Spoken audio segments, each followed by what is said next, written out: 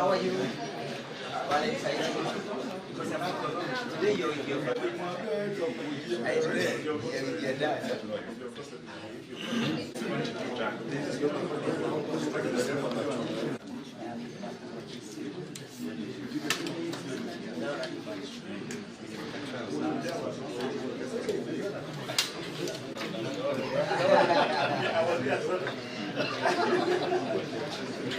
Na wakisha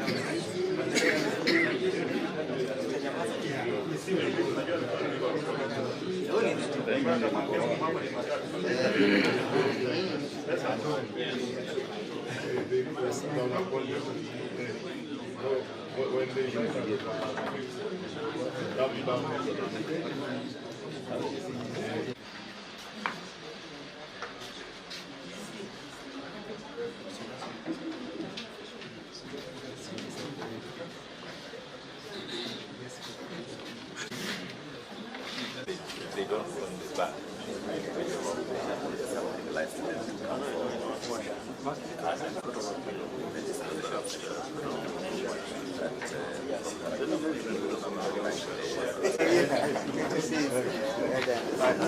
Yes to you.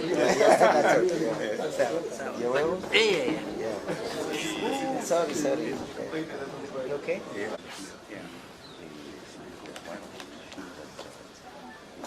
Here with the following colleagues.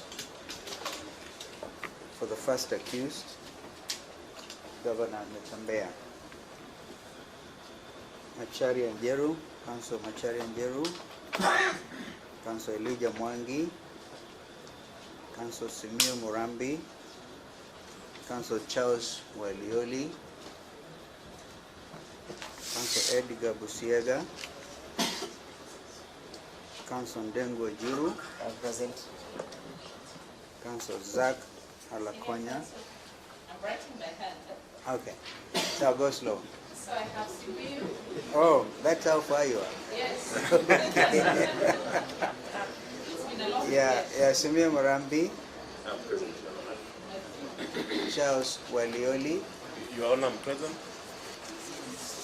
Edgar Busiega, I'm present. Degwa Njiru, I'm present. Zach Alakonya, Present, Your Honor.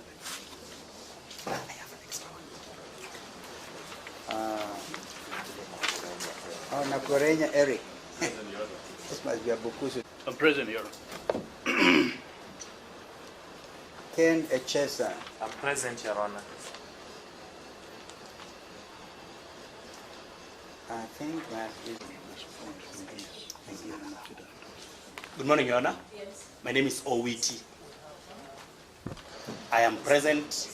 Sorry, Your Honor, my dear brother Eugene Wamalo. Present, Your Your Honor, my name is Owiti. I am present for the Republic. I hold brief for Mr. Akula, who will join me shortly. Elfas Omba, Miss Kiigi, and Miss Maranga. Present, Your Honor.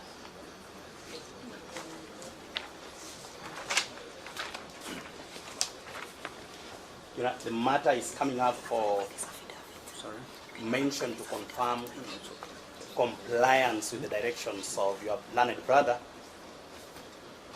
as far as disclosure is concerned.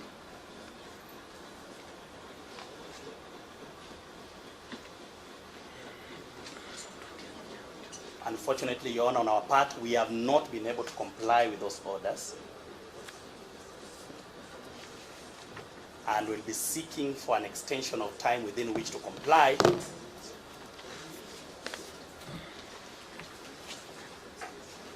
for reasons, Your Honor, that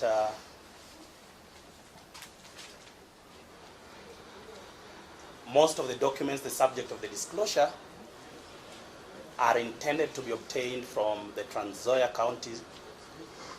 county offices and the various sub-county offices under it.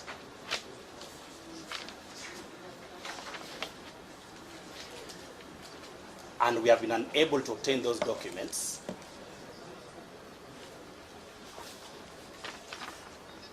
to their entirety. Some of them have been obtained. I am informed by the ESCC, at least by Ms. Higi, that letters have been written to the county secretary. At least some of them received on the 19th of, on the 19th and 21st of May, towards obtaining those documents. And the process, we believe, is ongoing to receive them, so that for us to comply with disclosure in the manner described by your land brother, that they be serialized, among other conditions, we'll be praying for 2 more weeks to comply.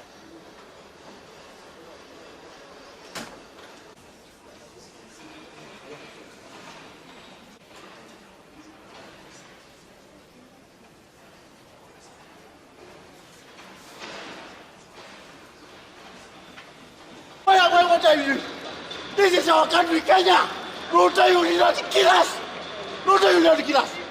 We are not threatened. This is our country, Kenya. Why are they ambushing people like this? This is our country. This is our country, Kenya. This is our country, Kenya. This is our country, Kenya. We have freedom.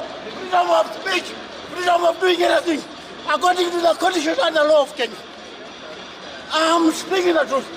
This is our country. Kenya is our country. We must not be sabotaged. We must not be arrested. What is happening at Chester? Why? Why? Ruto! Ruto! Don't kill us! Don't kill us! This is our country. This is our country. This is our country.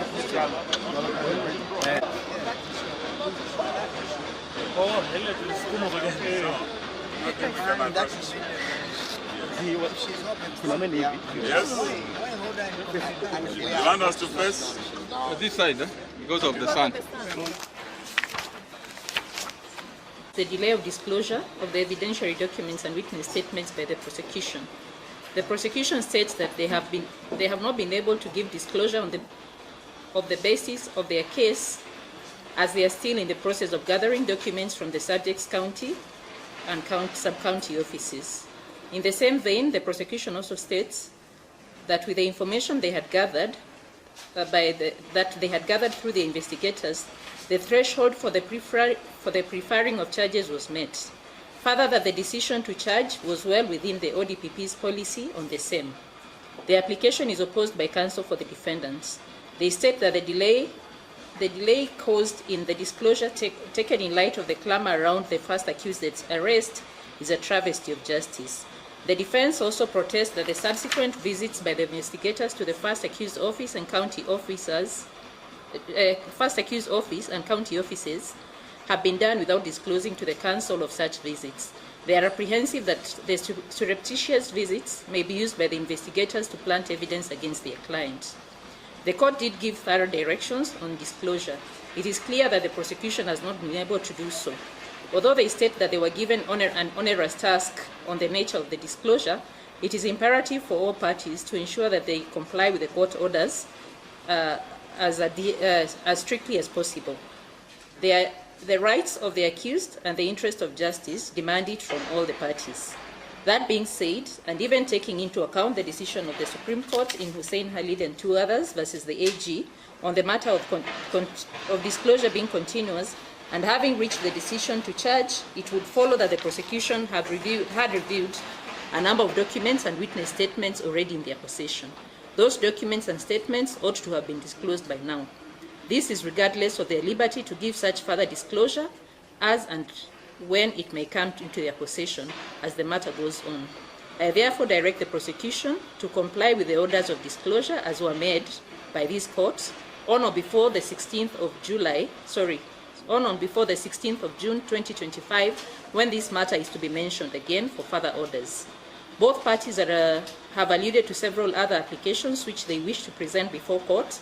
I direct that such other applications that will be formally filed and served in any event on or before at least 7 days before the next mentioned date, which is on the 16th of June 2025. Now, this date was fixed in your absence, I know. There was, the second accused was to be presented in court on that day.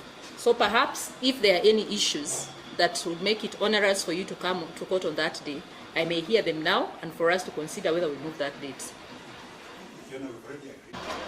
We want to say the following. Some of us came prepared to represent both Governor Natembeya and Rose Njeri, a very young lady doing what every Kenyan should be able to do, have open conversation about the state of governance in our country, and just attempting to have a conversation about Finance Bill 2025. There's nothing criminal about it. She has been apprehended and we don't know where she is.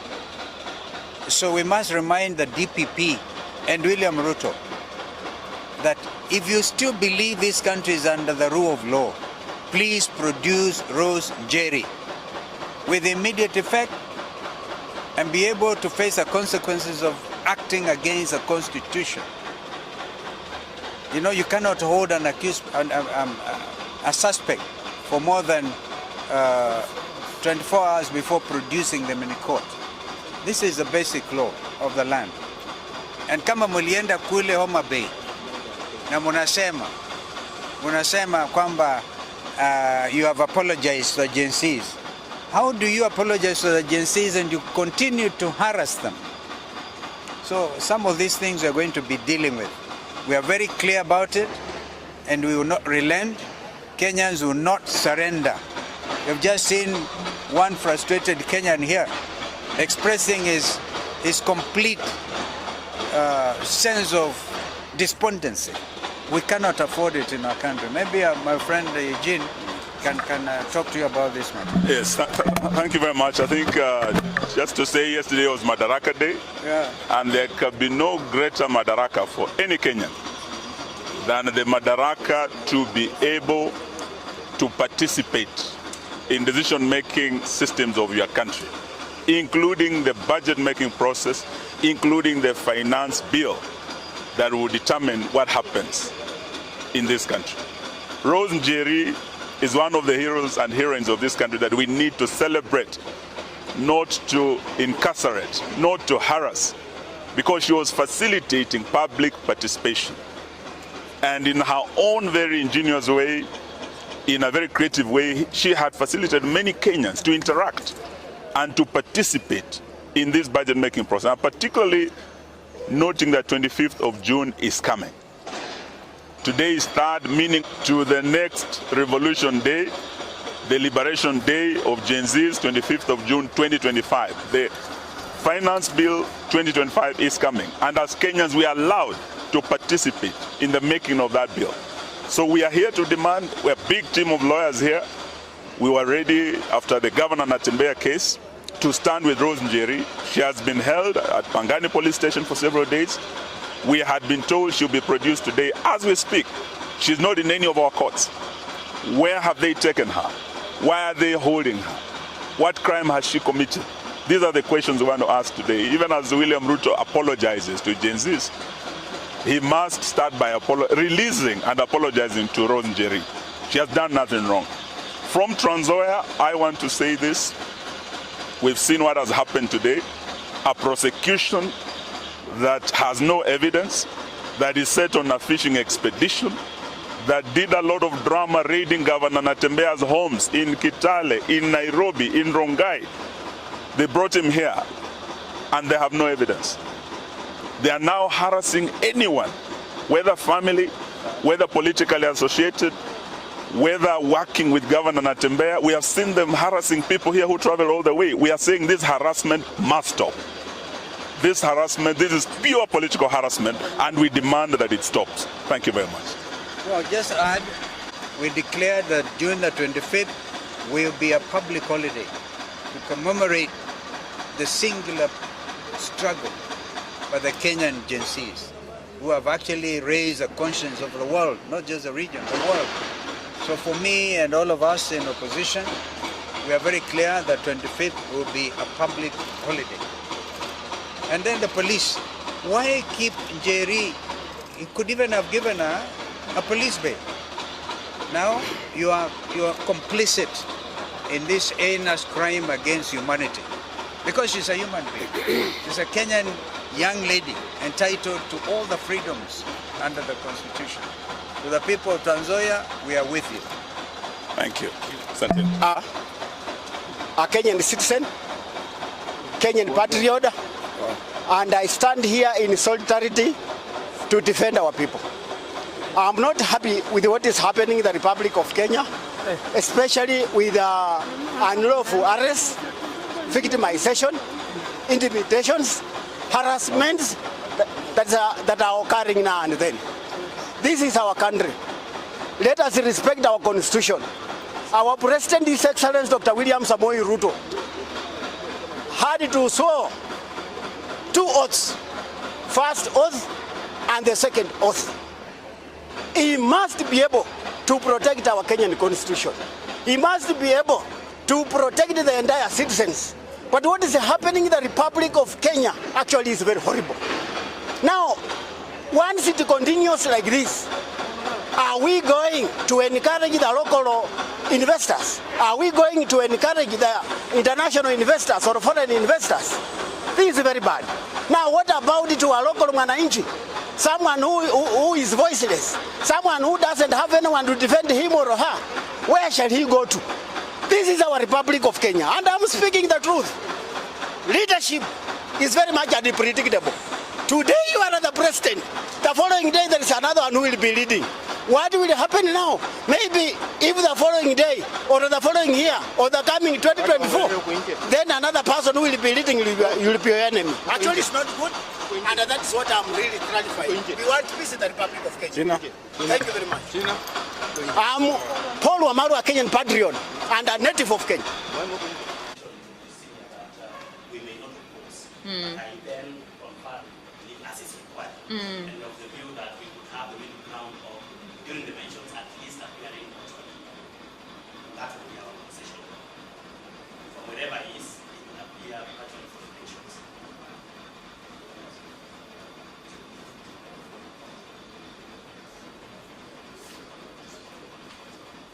So is that in respect to both accused or only the first accused? We are not able to make responses in respect of the second accused. Okay. Because it's yet To take plea.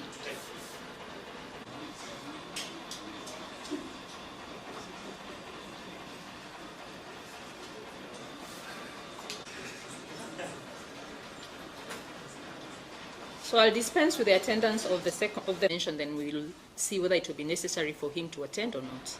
But for now, he does not need to attend on the 16th. Mr. Nyaundi and Mr. Ichesa cannot give directions also for the second accused. He's yet to take plea. So, strictly speaking, not under our jurisdiction yet. What's wrong? What's wrong? What's wrong? What's wrong? What's wrong? No, what's wrong? What's wrong? What's wrong?